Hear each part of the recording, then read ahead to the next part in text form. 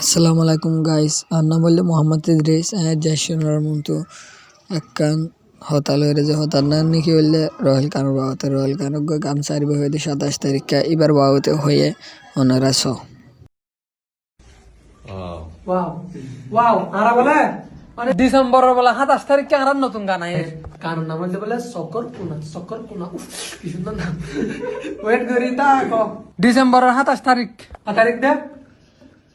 না 27 তারিখ